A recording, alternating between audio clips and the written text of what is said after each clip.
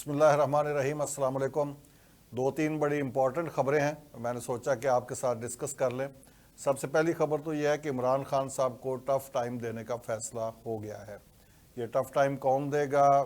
پاکستان میں سیاستدانوں کو ہمیشہ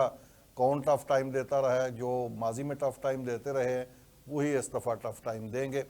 اب پروجیکٹ عمران کو کلوز کرنے کا حتمی فیصلہ ہو گیا ہے، اور اس حوالے سے اسٹیبلشمنٹ نے ایک اپنا بالکل فائنل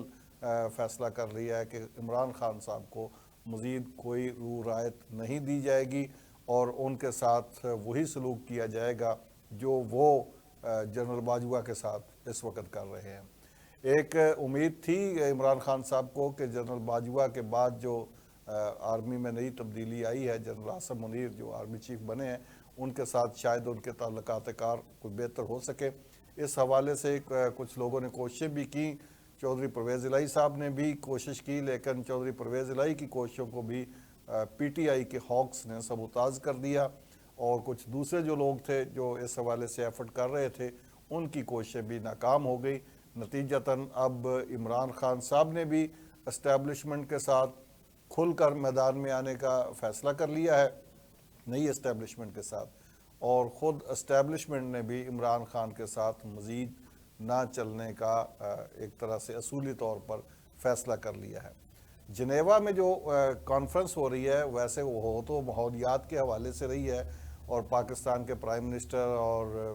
وزیر خارجہ وہاں پہ شرکت کر رہے ہیں، اور وہاں پہ یہ ایک طرح کی ڈونر کانفرنس اس کو سمجھا جا رہا ہے،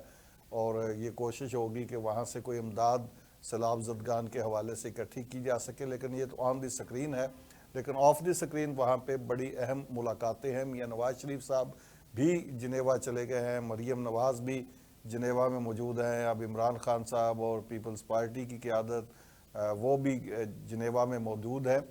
اور وہاں پہ بھی یہ معاملات ڈسکس ہو رہے ہیں کہ آنے والا جو سیاسی منظرنامہ ہے اس میں سے عمران خان صاحب کو کیسے مائنس کیا جائے، اور کس طرح پی ڈی ایم یا نواز شریف یا مسلم لیگ نون کے ساتھ کس طرح آگے سیاسی معاملات طے کیے جائیں۔ یہ انٹرنیشنل اسٹیبلشمنٹ کے ساتھ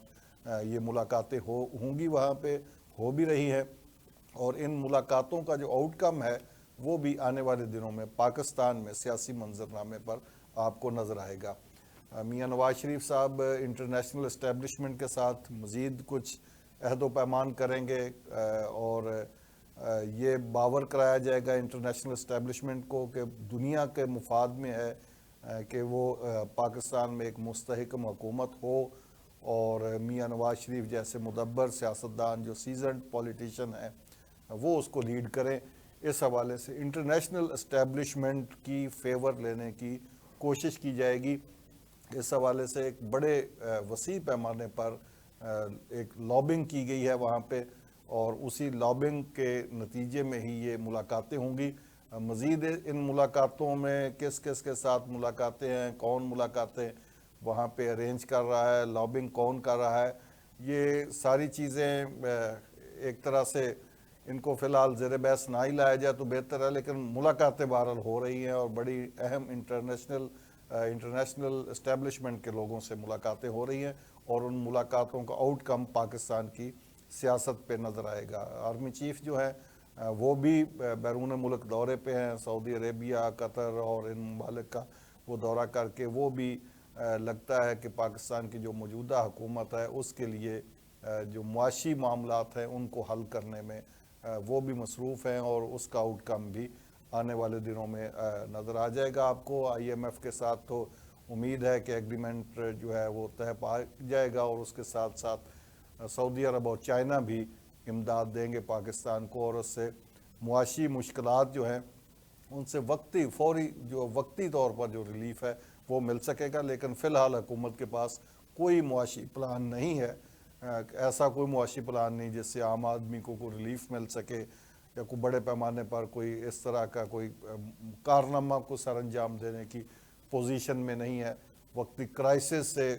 کیسے نبردازمہ ہو، جو بیرونی قرضے ہیں وہ کیسے دیے جا سکیں، کہاں سے پیسے آ جائیں، اور جس سے جو فوری کرنے والی پیمنٹ ہے وہ ہو سکے، یہی اس وقت ایجنڈے پر چل رہا ہے۔ دوسری سائڈ پہ پھر آ جائیں پنجاب میں۔ پنجاب میں عمران خان صاحب کو جیسا کہ میں نے کہا کہ ٹف ٹائم دینے کا اسٹیبلشمنٹ نے فیصلہ کر لیا ہے، اور اس فیصلے کے نتیجے میں اب پنجاب میں چودھری پرویز الہی اور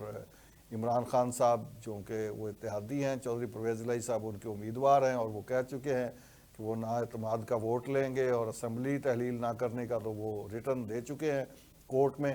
تو اب خان صاحب کہہ رہے ہیں کہ آپ اسمبلی تحلیل کی طرف جائیں اور اعتماد کا ووٹ لیں۔ چودھری صاحب اعتماد کے ووٹ سے انکاری ہیں۔